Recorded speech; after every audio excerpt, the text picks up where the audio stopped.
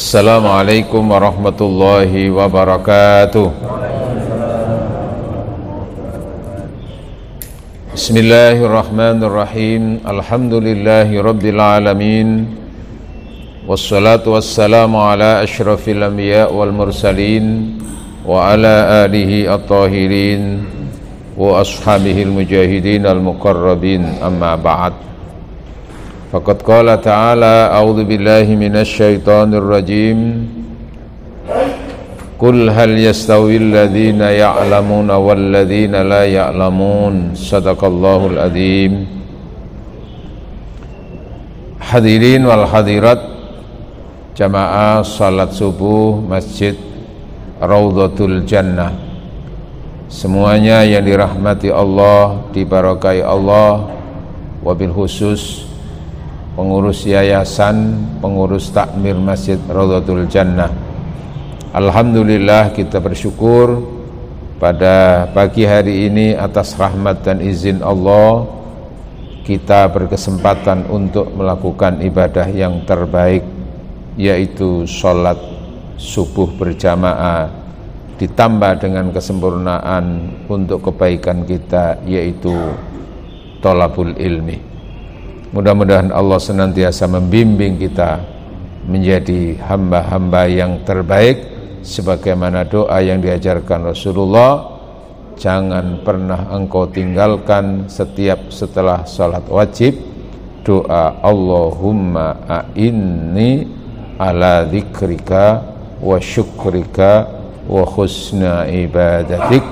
Ya Allah, bimbinglah kami untuk senantiasa berzikir kepadamu, wa syukrika, dan senantiasa bersyukur atas nikmat-nikmatmu, wa husna ibadatik, dan senantiasa menjadi hamba-hambamu yang terbaik. Mudah-mudahan kita semua adalah bagian di antara hamba-hamba Allah yang terbaik. Amin Allahumma amin. Hadirin yang dirahmati oleh Allah, kita lanjutkan makalah yang ke-9 An Sufyan Ats-Tsauri. Sufyan Ats-Tsauri niki gurune, ya, syekhnya Imam Malik. Imamul Madhab itu gurunya adalah Sufyan Ats-Tsauri. Orang-orang yang terbaik di sisi Allah. Radhiyallahu anhu, mudah-mudahan Allah senantiasa meridhai Sufyan Ats-Tsauri. Dijelaskan wa huwa Syekhul Imam Malik. Ia adalah guru dari Imam Malik, Imam Madhab. Jadi yang tertua di antara Imam Madhab itu Abu Hanifah, kemudian Imam Malik, kemudian Imam Asy-Syafi'i, kemudian Imam Ahmad bin Hambal. Begitu urut-urutannya itu.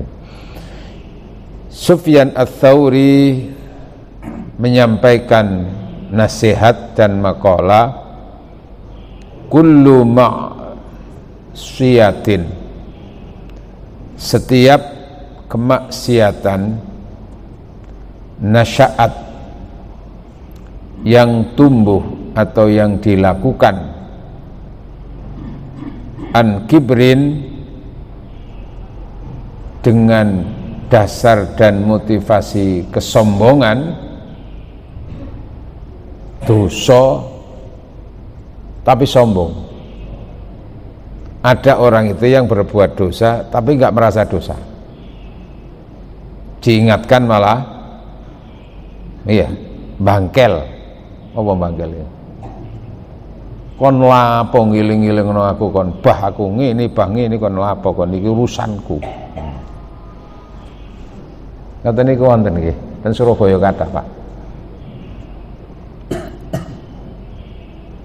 Bahkan kadang-kadang membolak-balik, kadang-kadang dalil yang semestinya itu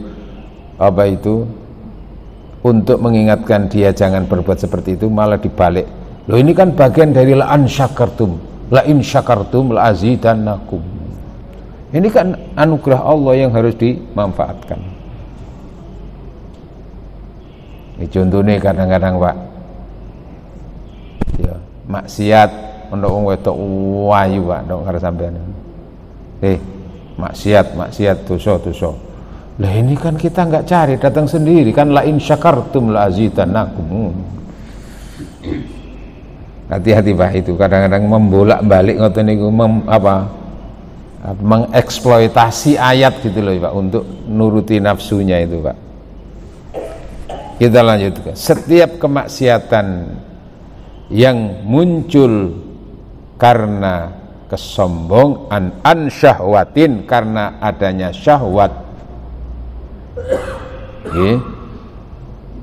Syahwat itu istiyakun nafsi, yaitu dorongan nafsu yang kuat untuk sesuatu itu, untuk melakukan kemaksiatan itu. Fa innahu yurja ghufranuha, maka dosa dan kemaksiatan yang karena memang nafsu yang mendorongnya tadi itu masih bisa diharapkan mendapatkan ampunan dari Allah, masih diharapkan dapat ampunan dari Allah, karena setiap orang itu punya nafsu, dan nafsu memang cenderung untuk mengajak yang seneng-seneng sing enak-enak, maksiat itu gitu. Nafsu itu begitu, ammaratun bisu. Itu berarti karena dorongan nafsu. Lalu selanjutnya wa kullu maksiatin, dan setiap kemaksiatan nasya'at an kibrin, yang munculnya itu karena kesombongan, aida wal fadlah, karena ada keyakinan pada dirinya ini sesuatu yang benar, ini sesuatu yang boleh, sombong ya. Fa innahu la yurja, maka sesungguhnya kemaksiatan dan dosa yang karena sombong, bukan semata-mata karena nafsu, tapi ya nafsu, tapi terus dibungkus dengan kesombongan, merasa itu benar. Ada masalah ini, nggak ada masalah, tidak apa-apa, ini bagus kok. Maka karena merasa sombong dengan kemaksiatan itu, termasuk maksiat malah dicerita-ceritakan gitu, terus mengajak orang lain. Fa innahu la yurja, maka itu tidak bisa diharapkan ghufranuha, untuk mendapatkan ampunan. Maksiat karena semata-mata nafsu itu masih diharapkan ada ampunan, tapi kalau maksiat karena motivasi kesombongan dan penipuan-penipuan, maka tidak bisa diharapkan untuk dapat ampunan. Dikuatkan li'anna maksiyata iblisa, karena kemaksiatan iblis itu dipakai perumpamaan, contoh ya. Karena asluha, karena kedurhakaannya iblis itu asal usulnya adalah minal kibri, karena motivasi sombong. Yaz'umu, ia meyakini bahwa innahu khairun, bahwa dirinya itu lebih baik dibanding dengan apa? Min Sayyidina Adam, dibanding dengan ya asal usul manusia, pimpinannya manusia, yaitu Sayyidina Adam, yaitu Sayyid Nabi Adam. Diterangkan begitu. Hadirin, itu banyak diceritakan di surat Al-A'raf. Ini ketika Allah memerintahkan iblis untuk sujud kepada Adam, tapi ternyata illa iblis, kecuali iblis, malaikat-malaikat sujud dalam arti itu adalah bukan di depannya lalu sujud begini, tapi sujud kepada Allah atas terciptanya Adam. Tapi iblis kan tidak mau. Wa idz qala rabbuka lil malaikati lil malaikati sujudu li adama fasajadu illa iblis aba wastakbara wa kana minal kafirin. Surat Al-Baqarah ayat 30. Ketika Allah perintah kepada malaikat, hendaklah kalian bersujud kepada Adam. Fasajadu, maka mereka semuanya sujud kecuali iblis. Aba wastakbara, enggan itu apa ya? Ya nolak. Wastakbara dan sombong, menyombongkan diri. Nah, ketika hal itu lalu ditanya oleh Allah, surat Al-A'raf ayat 12 dan seterusnya, qala ma mana'aka alla tasjuda id amartuka. Wahai iblis, apa yang menghalang-halangi kamu untuk sujud ketika aku perintah kamu supaya bersujud? Jawabannya gimana, Pak? Qala ana khairum minhu, karena aku lebih baik dari siapa? Adam. Loh, ukurannya baik gimana? Khalaqtani min narin, engkau menciptakan aku dari api. Terus wa khalaqtahu min tin, dan engkau menciptakan ia dari tanah liat. Tanah liat apa mana terus dikai campuran air jadi apa? Bletokan kan ngono to. Nggak bisa dong lu. Padahal sing perintah itu Allah yang menciptakan dirinya, sombong. Maka iblis itu manusia yang makhluk yang pintar. Tapi karena lalu dia sombong, maka dikutuk oleh Allah. Lu pintar sombong terkutuk. Apa maneh bodoh terus sombong, tambah nemen niku. Wis bodoh sombong bisa dengan. Hadirin yang dirahmati oleh Allah, merasa, maka itu juga berlaku dalam hal ini. Siapa orang itu yang menyombongkan dirinya, tidak akan pernah masuk surga. Mangkana fi qalbi mislu dzarratin min kibrin, tidak akan bisa masuk surga orang yang di hatinya walaupun itu seberat biji atom sifat sombong. Nah, makanya di sini kita itu tidak boleh menyombongkan apapun. Kadang-kadang yang ngeri itu kan karena merasa keturunannya ini, lalu dia sombong-sombongkan itu. Yang ngeri itu sampai seorang Habib satu itu derajatnya masih lebih mulia daripada 70 ulama. Lah iki kan orang-orang yang nggak ngerti-ngerti kan langsung gitu ya. Apalagi terus sebetulnya dia juga bukan Habib dalam arti apa? Tidak ada darah langsung dengan Rasulullah. Kan Habib itu kan sering dikaitkan dengan apa? Anak cucu Rasulullah. Nah, kalaupun iya kan tidak boleh disombongkan. Kenapa? Karena itu hanya urusannya dengan Allah. Tapi kalau sudah kurang jelas terus disombong-sombongkan supaya apa? Supaya ditaati orang, supaya dihormati orang, supaya apa? Nah, iya kan? Bahaya kan gitu itu. Karena hakikat Rasulullah itu tidak mengajarkan untuk menyombongkan keturunan itu. Sehingga orang yang termulia itu kan bukan terletak pada keturunannya itu, tapi akramakum indallahi atqakum.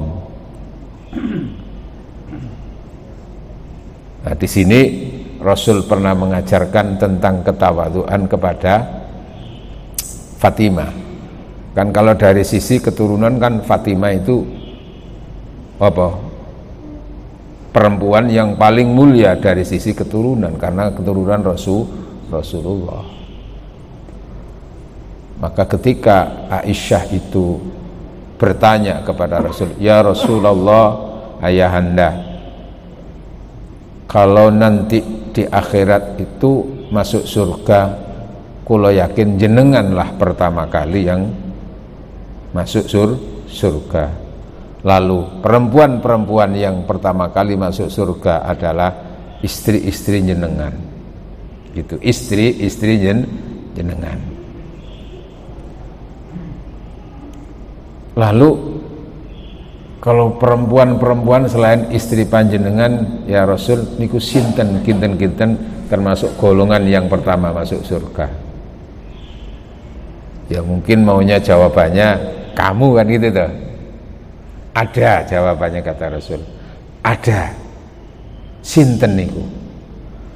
Ada seorang wanita namanya Ummu Muti'ah.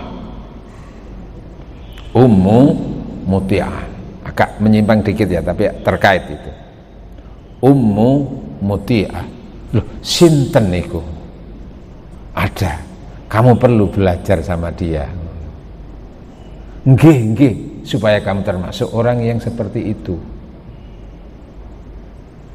Maka Nyai Fatimah ya mau belajar. Kamu coba nanti di sebuah kampung kecil di sana, ada di pojok sana, cari itu supaya ketemu dan belajar sama dia tentang bagaimana supaya ia termasuk golongan yang pertama kali masuk surga. Jadi Rasul gak langsung menyebut kamu sebagai putri saya, enggak gitu, tapi ada.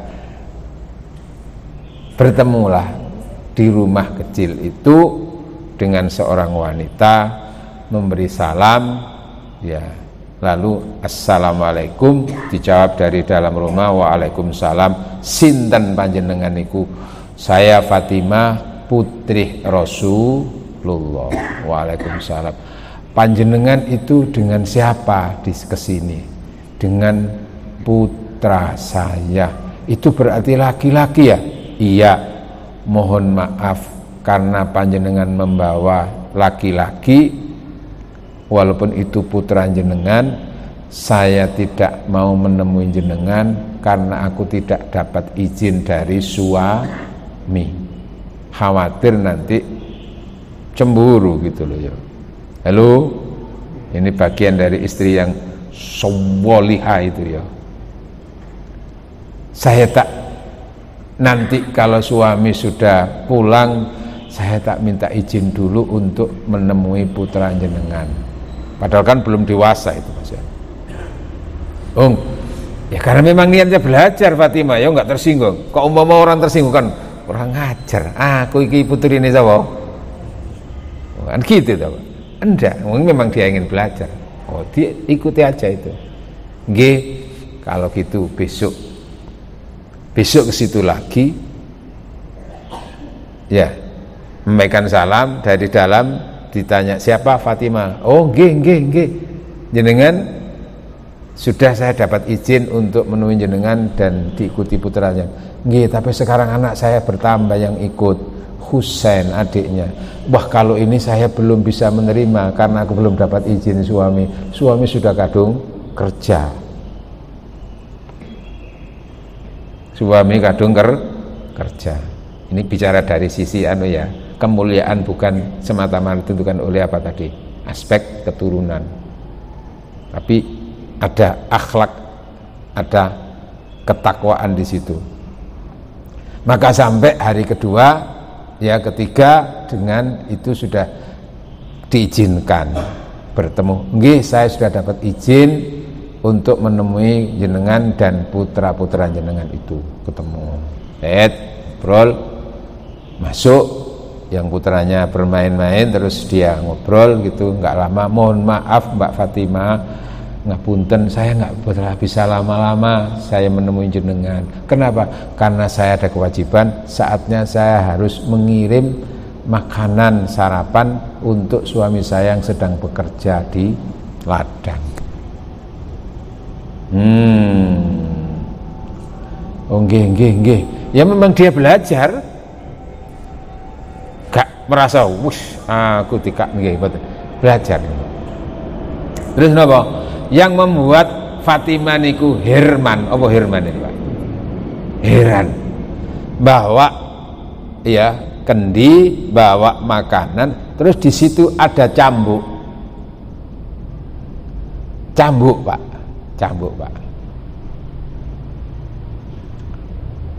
Maka Fatimah bertanya, memang belajar, Mbak Umu, mohon maaf, apa suami jenengan itu belantik? Apa belantik itu? Yang bagian ngantarkan sapi, termasuk jeragan sapi itu loh. Loh, kenapa? Kok bawa cambuk? Padahal di situ ada makanannya, ya gitu. Kok umpama ember gitu sudah cambuk. Oh, begini Mbak Fatimah.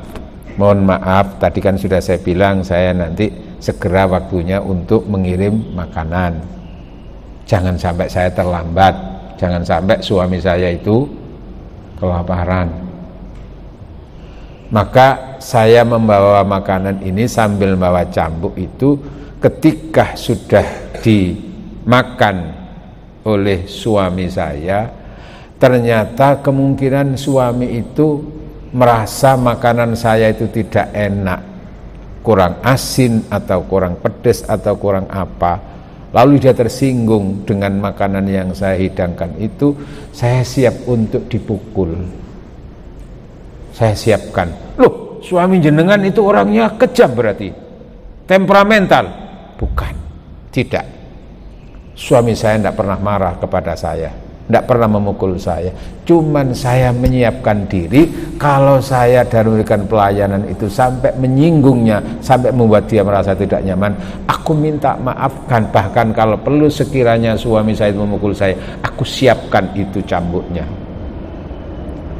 Bojo sampean nggih ngoten Pak nggih. Luar biasa itu. Tapi sesungguhnya suami saya tidak pernah marah kepada saya, tapi saya menyiapkan diri sekiranya suami saya itu tersinggung dengan makanan itu. Tapi aku memang tidak pernah. Kenapa? Karena aku senantiasa dibahagiakan dan dibahagiakan. Karena aku merasa bahagiakan. Itulah maka aku ingin juga kembalinya, ingin tetap aku menjaga perasaan dan membahagiakan suami saya. Iya, di sini, disitulah maka terletak di antara rahasia surganya seorang perempuan itu ada di suami, Pak. Halo. Makanya istri itu istri solihah, tujuannya ridho apa?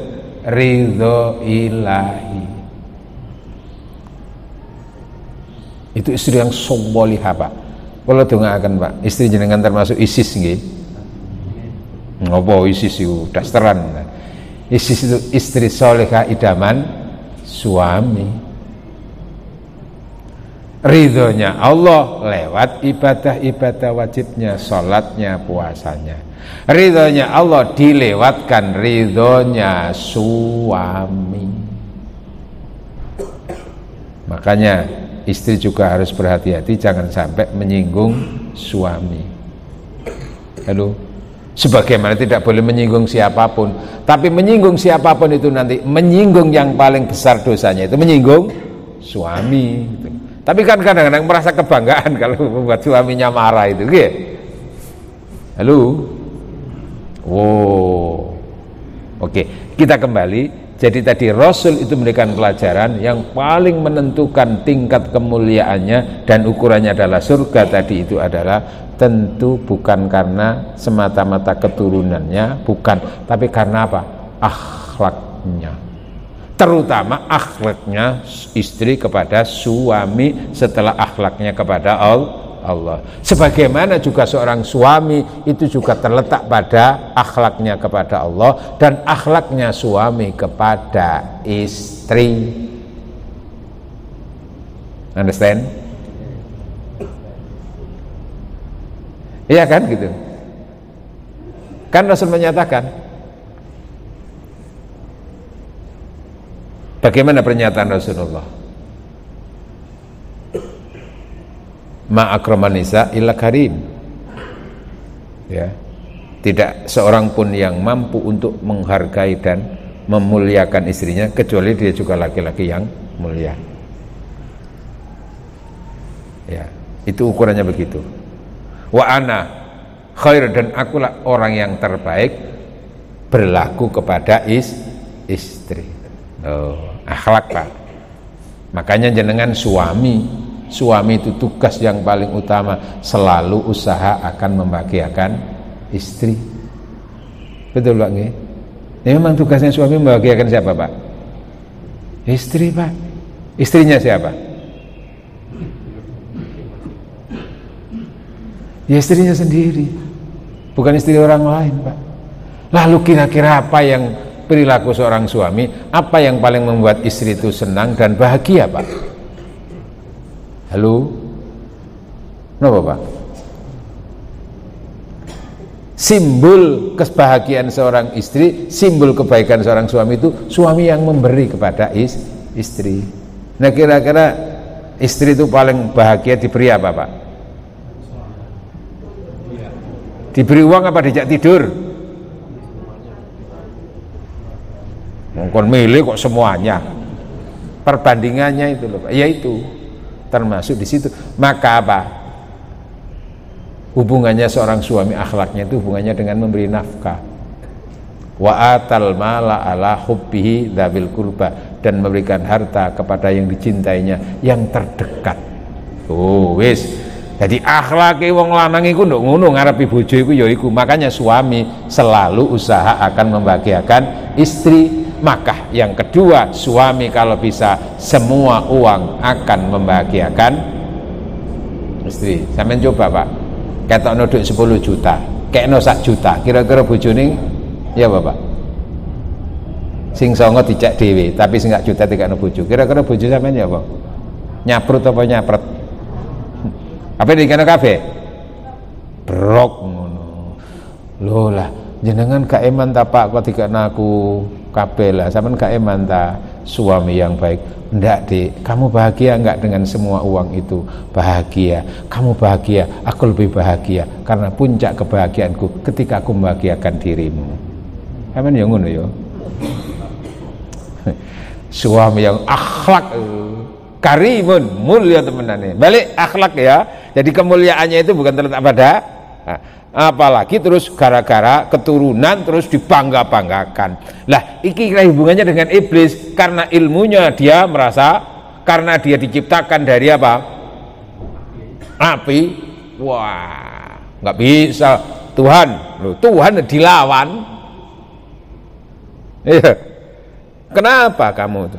Nah, sementara kalau Nabi Adam itu kan memang melanggar larangan Allah. Tapi melanggar larangan Allah itu ya karena dibujuk rayu sama siapa? Iblis. Kan ketika datang kan dia bersumpah wa qasamahuma, dan setan itu atau iblis itu mendatangi keduanya. Siapa? Ya Adam dan Hawa. Ini loh Pak, bersumpah inni lakuma laminan nasihin, sungguh saya datang ke sini itu karena aku lebih tua dari kamu, pengalaman lebih banyak, maka saya datang menemui sampean itu adalah sebagai penasihat. Ngono Pak. Ini kan bahaya Pak, gitu Pak. Istilah gampangnya katain jelumprongnya, tapi dengan menggunakan apa? Nasihat-nasihat. Aku menggunakan ayat lagi kadang-kadang begitu. Inni lakuma laminan nasihin. Saya datang sebagai penasihat. Nah, di situ diceritakan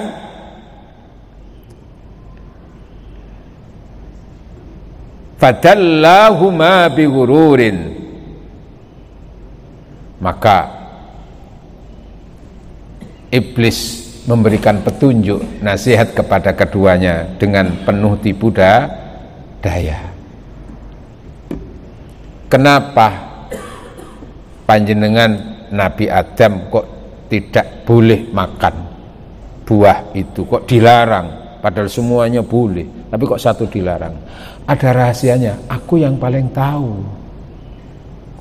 Nopo? Loh, iki dilanjutna ta? Iya, nggak apa-apa, aku ingin tahu.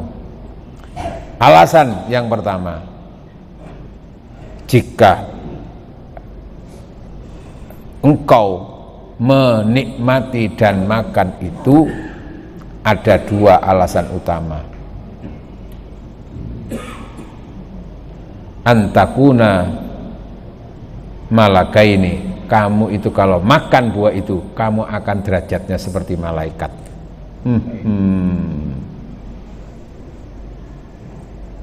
Ingin kamu berderajat seperti malaikat. Au takuna minal khalidin, atau kamu kalau makan itu, rahasianya kamu akan menjadi golongan yang kekal. Makanya lalu dimaknai buah apa? Buah khuldi, kekekalan. Tapi aslinya yo buahnya yo buah itu tidak disebutkan, tapi cuma karena bahasa antakuna, kamu akan menjadi khalidin, lalu orang menyebut buah khuldi.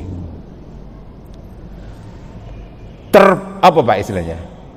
Terprovokasi, masuk muncul gairah Pak itu. Inti apa? Ya Allah, malaikat. Apa ya niatnya Pak? Kepingin malaikat. Terus yang kedua, ingin jadi kekal selamanya bersama, nggak akan pernah hidup gitu. Nah, yang lebih pertama kali terprovokasi ya itu adalah istri. Mas Adam, coba yo, enak gini. Loh gitu loh ya. Artinya terdorong itu, termotivasi dengan nafsunya tadi. Atas apa tadi? Tipu daya. Jadi yang namanya dunia hoak, dunia hoak itu. Sejak munculnya makhluk pertama kali, sejak pertama kali manusia terjadi itu, hoak itu sudah muncul Pak. Apa sih hoak itu Pak? Ya kepalsuan-kepalsuan yang dibungkus dengan kebaikan-kebaikan itu Pak. Fitnah itu Pak. Sebagaimana anak Adam saling membunuh itu kan juga karena apa? Iya hoak, karena tipu dayanya siapa? Iblis itu dengan janji-janji, dengan kata-kata yang manis itu. Apalagi terus nafsu marah, terus setan datang, udah. Sementara ketika Adam itu merasakan itu semata-mata karena nafsu mendorongnya, dan dia tertipu oleh falamma dzaqash syajarah, dan ketika keduanya itu dzaqo itu apa? Dzaq itu merasakan, berarti sudah mencicipi. Kalau Hawa itu sudah lebih dulu memakannya, lalu akhirnya dilanjutkan, Mas aku wis mangan Pak, yo enak anjane Mas, enak rasanya, enak, memang nggak pernah dimakan sebelumnya. Ya enak. Lah saya nanti kan kalau begini kan seperti malaikat, lah kalau begini saya kan nanti kan akan kekal. Lah jenengan nanti gimana kan kalau nggak ikut, nanti nggak kekal juga, nggak bersama nanti itu.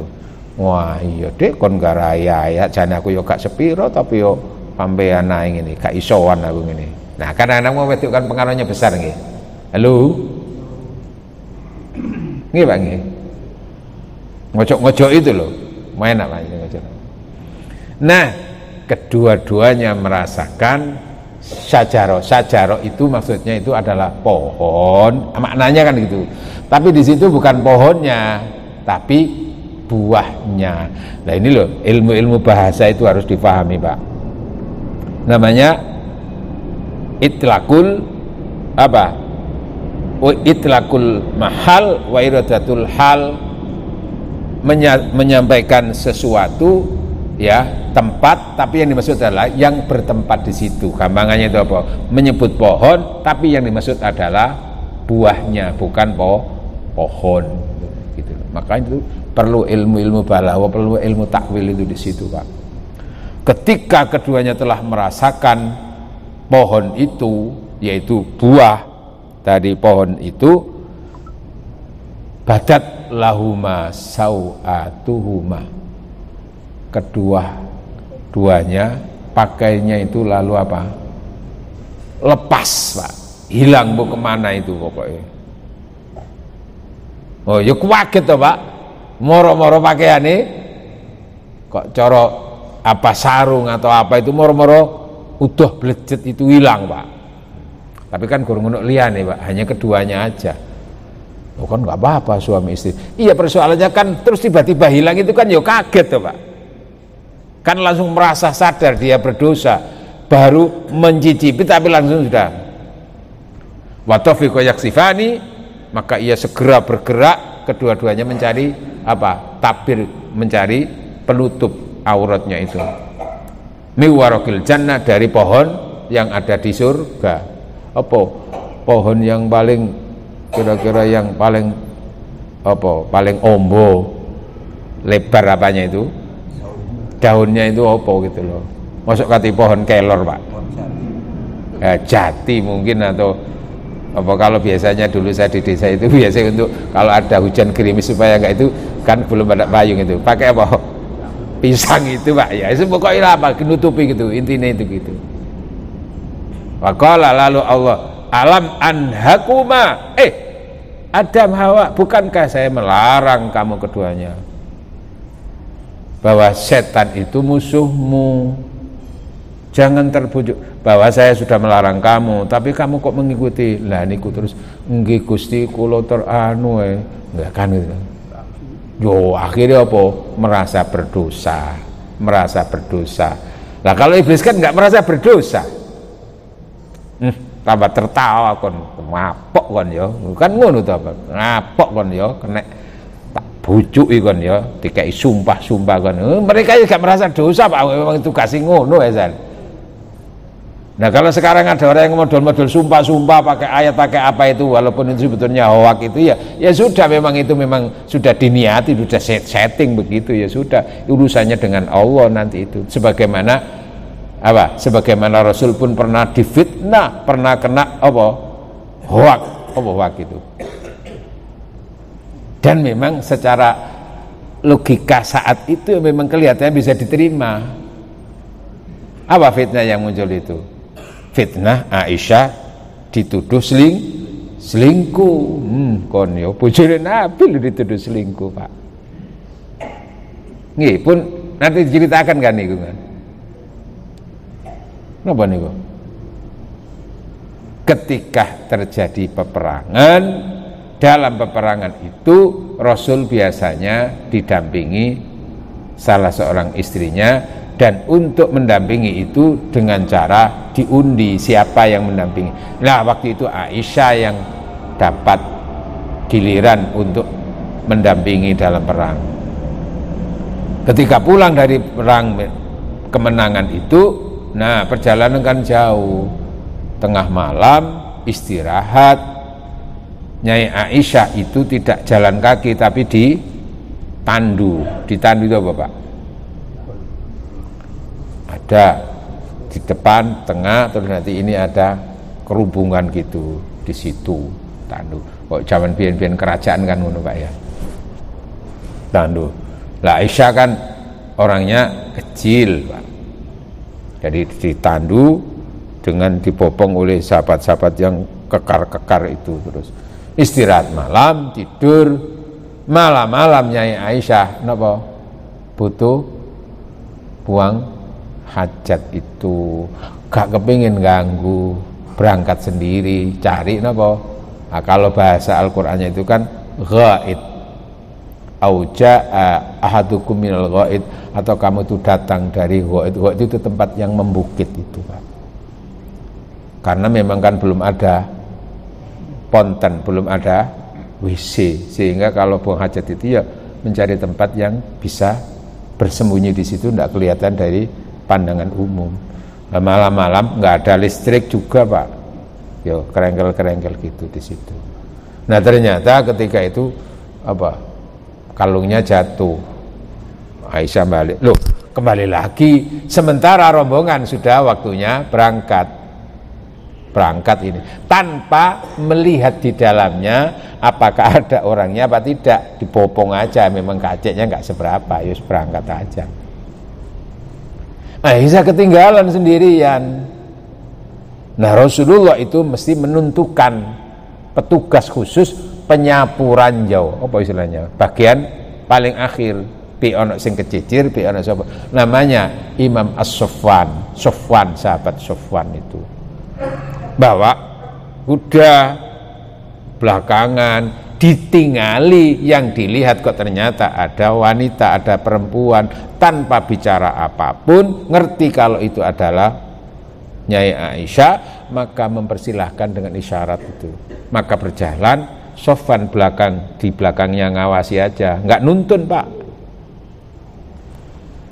Ketika mendekati Madinah, ada orang yang melihatnya, namanya Ibnu Syalul, tukang fitnah memang dia pekerjaannya, mencari-cari kesalahan. Ini dia, maka paginya itu sudah diceritakan. Haman ngerti, ternyata Aisyah itu selingkuh dengan seorang laki-laki yang lebih muda daripada Nabi. Nah Aisyah kan masih muda, masih umurnya belasan tahun waktu itu dinikah itu. Nah Rasul sudah di atas umur 50 lebih, karena Rasul menikah lagi itu kan di atas 50 setelah Khadijah meninggal. Tersebar itu. Memang dari data kelihatan itu seperti itu loh. Banyak yang percaya, terutama orang yang Islamnya masih rodok-rodok apa? Tiba ngono ya Aisyah itu ngono. Termasuk Sayyidina Ali sendiri itu sempat terprovokasi ketika Rasul itu, gimana Ali, kok ada berita seperti ini Aisyah itu. Lah ngoten niku nggih rodok komentari, rodok mboten sekeco Sayyidina Ali, rodok keplecuk napa. Ala ya Rasul, tasik kathah perempuan sing solihah sing sae ngono. Jadi koyo-koyo membenarkan gitu loh ya. Nah Aisyah itu mendengar itu ada kata-kata seperti itu, Sayyidina Ali merasa dia juga lebih difitnah lagi. Kok Ali kok melok ngono-ngono. Makanya dalam sejarah kan pernah terjadi perang antara Sayyidina Ali dan Aisyah itu. Wong wedok ku yo gak iso nglalekno ngono-ngono iku, Pak. Apalagi waktu itu sudah beda beda pertimbangan politiknya waktu itu, cara memanage pemerintahannya. Oke. Sampai Rasulullah itu juga termakan, tapi untuk meredahkan itu Rasul tidak langsung marah Aisyah hanya dititipkan kepada ayahnya, yaitu Abu Bakar. Ayahnya mulane tanduk dadi wong wedok sing hati-hati. Ya nangis tok, ngancene ya kono gak lapo-lapo memang itu. Tapi berita itu kan sudah luar biasa. Nah itu, maka baru kemudian beberapa hari Rasul mendapatkan jawaban dari Allah melalui wahyunya. Baru Rasul clear bahwa ternyata Aisyah itu adalah wanita yang suci. Tapi persoalannya adalah tadi, hoax itu sudah muncul, Nabi juga difitnah, istrinya Nabi juga difitnah. Maka ya termasuk orang-orang yang sering difitnah itu ya orang-orang yang terkenal Pak biasa. Nah jenengan di sini kan orangnya mungkin kalau yang terkenal, apalagi ada persaingan Pak, kon yo hati-hati kan gitu ya. Persaingan dalam hal apapun, termasuk rebutan RW ya, kadang-kadang itu merasa supaya gitu. Oke, kita kembali. Jadi kemaksiatan yang muncul karena semata-mata dorongan nafsu, dorongan ya manusiawi itu, lalu apa itu? Itu masih gampang untuk mendapatkan pengampunan dari Allah. Tapi kalau kemaksiatan itu muncul dari kesombongan, itu yang tidak bisa diterima, termasuk akhirnya berdampak kepada kesombongan dalam hal apapun, bahkan ibadah itu pun kalau dibungkus dengan kesombongan, maka bisa nilainya ibadah itu jatuh dan hilang. Ada kisah Pak, kisah sufi Pak, nggak apa-apa ya Pak ya, akhlak itu. Imam An-Nu'man itu adalah nama asli daripada Abu Hanifah Pak. Nah, Abu Hanifah itu kan termasuk dari imam madhab. Dia syekh sebagai seorang guru, sebagai ya syekhnya para guru santri-santri dan ulama-ulama saat itu. Ketika berjalan di sebuah lorong kampung begitu, dia melihat ada anak yang remaja gitu berjalan pakai sandal, tapi bukan sandal, tapi teko bakiak itu Pak, sing melaku kelotak itu. Lah iku nek keplecuk kan yo boten. Spontan sebagai orang tua itu menasihati, "Nak, kamu hati-hati nak, pakai apa itu? Bakiak itu, nanti kalau keplecuk kamu bisa kaki terkilir."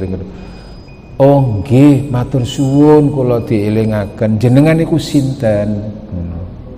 "Saya Abu Hanifah." "Oh, jenengan nggih sing dikenal sebagai guru ulama terkenal iku. Matur suwun kula dipun ingetaken.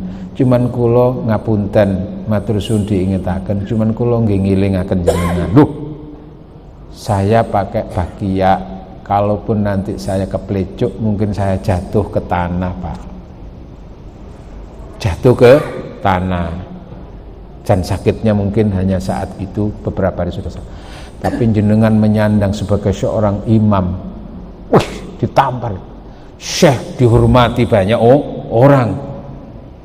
Terus kalau jenengan dengan gelar itu jenengan merasa lebih alim, lebih jenengan itu malah nanti hati-hati Pak.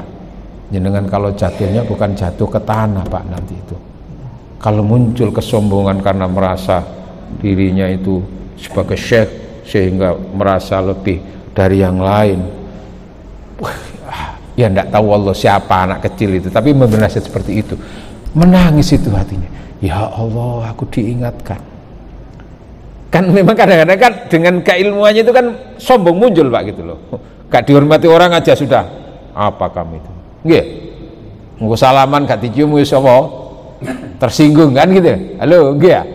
Gara-gara ada pengajian gak diteleno ngarep ustate gak gelem teko. Kak. Allah nggih. Jadi itu kan begitu. Nah, itulah. Maka hubungannya dengan akhlak akhirnya Pak. Nanti kita bicara tentang apa itu nilai kemuliaan manusia. Sehingga Imam Syekh Abdul Qadir Al-Jailani itu menyatakan ghayatul akhlak, inti daripada kemuliaan manusia itu adalah di akhlaknya. Wa ghayatul akhlak, dan puncak daripada akhlak adalah syuhudun naqsi ala nafsi wa ru'yatul kamal li ghairihi, menyaksikan dirinya itulah pusatnya kekurangan di hadapan Allah, dan melihat siapapun selain dirinya itulah orang-orang yang sempurna di hadapan Allah, sehingga nggak pernah merasa dirinya lebih baik. Itu adalah akhlak Pak. Artinya apa? Tidak sombong, tetap apapun yang dilakukan adalah bukan untuk kesombongannya, tapi apa? Untuk semakin bertawadhu.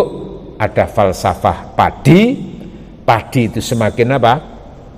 Semakin berisi, semakin menunduk, semakin menunduk. Bukan berarti lalu isinya itu tidak dimanfaatkan, ya artinya apa?